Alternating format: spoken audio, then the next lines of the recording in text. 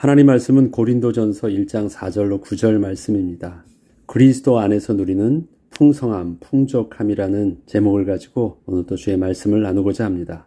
사람은 누구나 관심 있는 것이나 혹시 또 걱정하는 것이 있다면 늘 그것을 마음에 두고 생각을 하면서 자신도 모르는 사이에 그 문제에 집중하는 경향이 있습니다. 이것은 자신의 의지로 쉽게 생각을 떨쳐버리기 힘든 문제이기도 합니다. 바울은 고린도 교회 성도들에게 하나님이 주시는 은혜와 평강이 있기를 구하면서 먼저 성도들에게 기쁨으로 고백하는 것이 있었습니다. 그것은 자신이 고린도 교회 성도들을 생각할 때마다 항상 하나님께 감사하고 있다는 사실이었습니다. 4절에는 이렇게 기록합니다. 그리스도 예수 안에서 너희에게 주신 하나님의 은혜로 말미암아 내가 너희를 위하여 항상 하나님께 감사하노니. 바울이 고린도 교회 성도들을 위하여 하나님께 간구하며 기도할 때마다 기도의 원동력과 기도의 내용의 그 근원에는 항상 감사가 그 배경에 깔려 있다는 것이었습니다.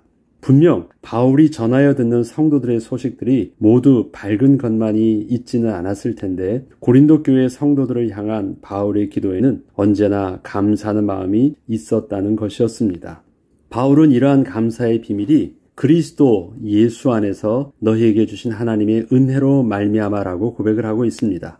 이것은 바울이 보기에는 분명히 다른 어렵고 힘든 일이 있었음에도 불구하고 또 성도들이 그런 고린도 교회 성도들에게 있었음을 잘 알고 있었지만 그럼에도 불구하고 그러한 삶의 형편을 붙들고 계신 하나님의 은혜를 또한 늘 볼 수 있었기 때문에 감사하다는 고백이었습니다. 바울은 그 감사의 이유를 다음 절에 좀 더 구체적으로 설명을 하고 있습니다. 5절로 7절까지 보면 이는 너희가 그 안에서 모든 일 곧 언변과 모든 지식의 풍족함으로 그리스도의 증거가 너희 중에 견고하게 되어 너희가 모든 은사에 부족함이 없이 우리 주 예수 그리스도의 나타내심을 기다림이라. 그 안에서 모든 일 곧 모든 언변과 모든 지식에 풍족하다는 것은 고린도 교회 성도들의 늘 말하는 것과 마땅히 생각하며 알고 있는 지식들이 언제나 그리스도 예수 안에 있는 내용이라는 것을 말합니다. 우리는 사람들을 이렇게 만나고 그들과 대화할 때마다 이 사람의 관심이 이런 것에 있구나. 이 사람이 지금 이러한 부분에 어려움이 있는 것 같구나. 본인은 잘 모르지만 늘 대화의 그 포인트들이나 내용들을 보면 지금 이 사람이 어디에 관심을 가지고 집중하고 있거나 어떠한 상황 속에 있는 부분들이 많이 느껴지게 됩니다. 근데 바울이 고린도 교회 성도들과 대화하고 소식을 들을 때면 두 가지를 정확하게 그는 느낄 수 있었다는 것입니다.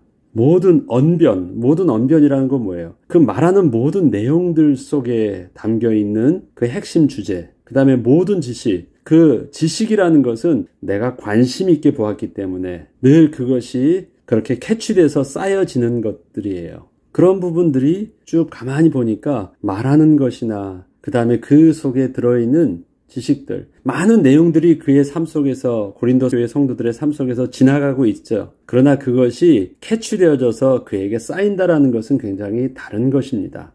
그러한 부분들이 가만히 보니까 무엇으로 그가 풍성하냐면 바로 그리스도 예수 안에서 교제하고 그 안에 있는 지식으로 풍성함을 보고 있는 것입니다. 말하는 것이나 생각하고 있는 것이나 알고 있는 것이 그리스도 안에서 누리는 풍성함이 전부 다라는 것입니다.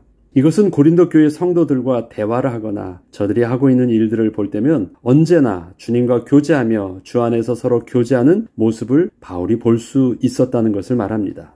고린도 교회 성도들은 삶의 풍성함과 그 관심사가 언제나 예수 그리스도 안에서 누리는 기쁨이었던 것입니다. 바울은 이러한 성도들의 모습이 너무 감사한 것이었다고 하면서 그러한 성도들의 모습이 바로 그리스도 예수 안에서 우리의 마음과 생각을 지켜주시는 하나님의 은혜란 사실을 그렇게 알려주고 또한 자신이 그렇게 고백한 것이었습니다. 그리고 계속해서 하나님께 집중된 삶의 모습으로 인하여 나타나는 예수 그리스도의 증거가 성도들의 삶 속에서 드러나기 시작하면서 믿음이 더욱 견고케 되는 열매를 거두게 되었고, 그렇게 견고해진 믿음의 바탕 위에 주께서 각 개인에게 주셨던 은사들이 성도들 안에서 부족함 없이 주님의 영광이 드러나기를 힘쓰는 교회를 이루었다라는 것입니다.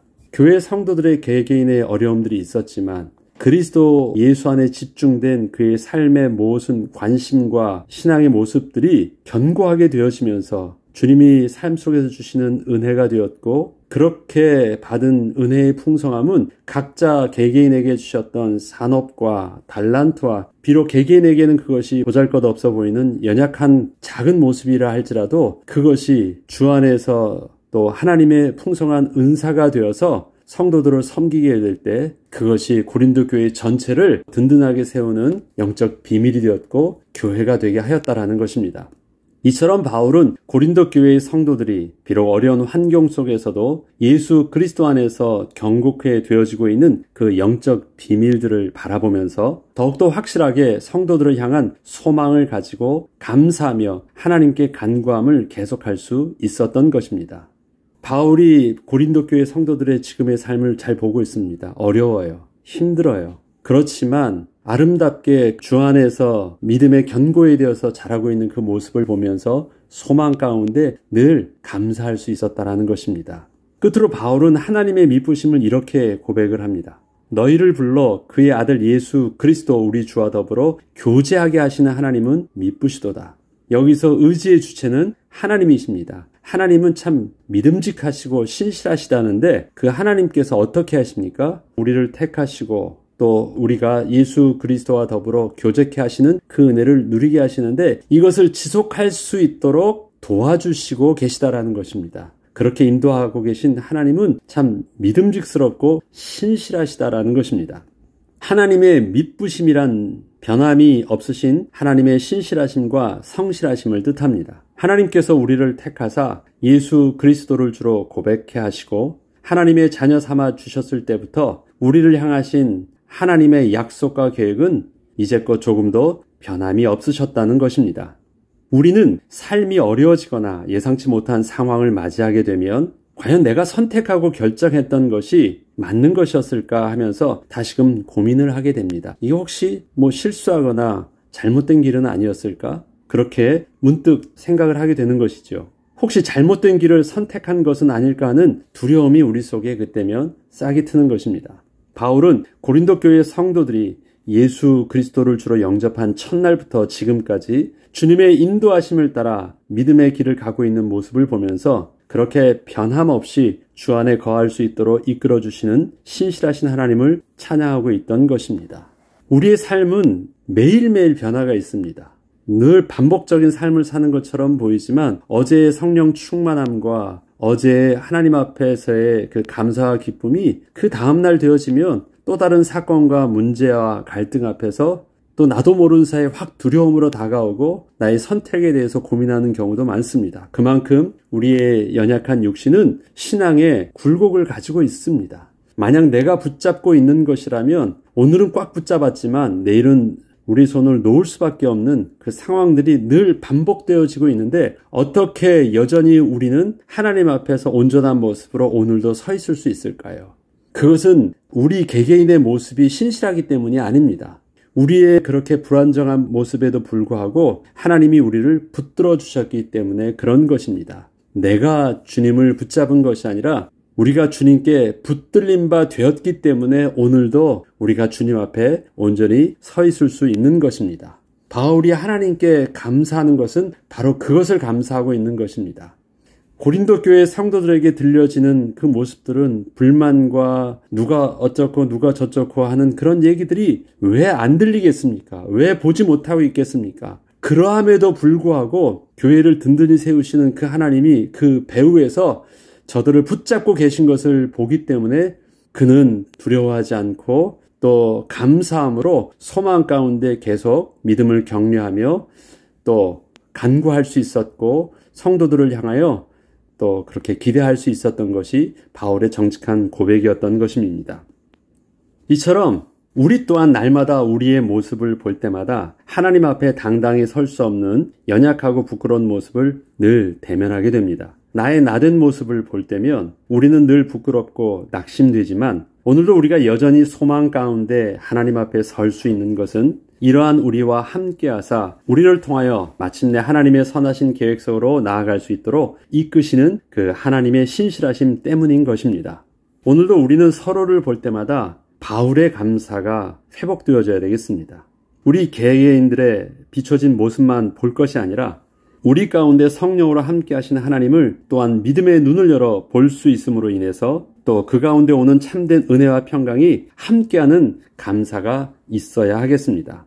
우리의 삶이 예수 그리스도 우리 주님과 교제케 되므로 모든 언변과 지식에 하나님을 아는 지식으로 경고케 되는 은혜 가운데 우리에게 주신 은사가 부족함이 없는 또 창조의 능력으로 쓰임받기를 오늘도 우리가 기도합니다. 우리가 풍성해지는 것은 채워지기 때문에 그렇습니다.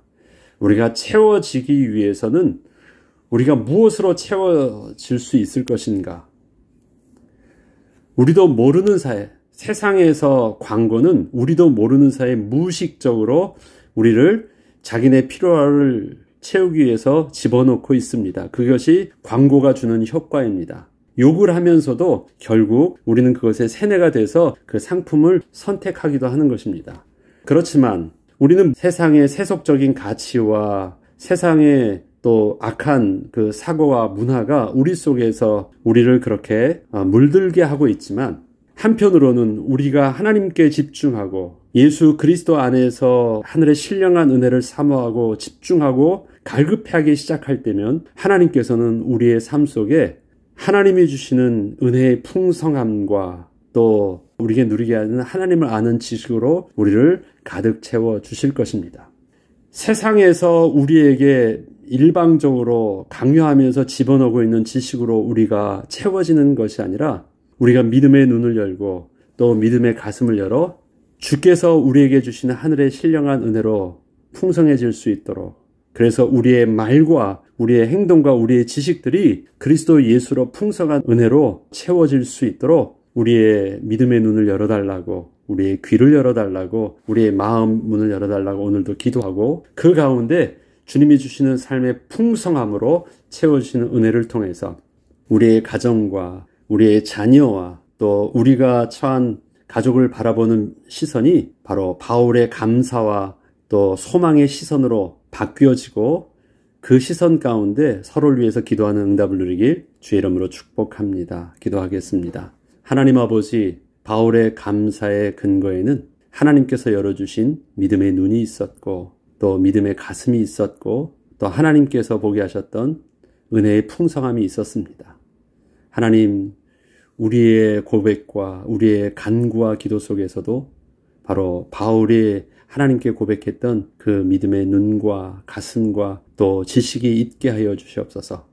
그래야 해서 사랑하는 아내와 남편을 위해서 기도할 때마다 또 사랑하는 부모와 형제들을 위해서 기도할 때마다 사랑하는 자녀를 위해서 기도할 때마다 또 주님께서 섬기게 하신 교회를 위해서 기도할 때마다 바울의 감사와 또 소망이 또 우리에게도 동일하게 있게 하시는 축복이 있게 하여 주옵소서. 감사드리며 우리 주 예수 그리스도 이름으로 기도합니다. 아멘.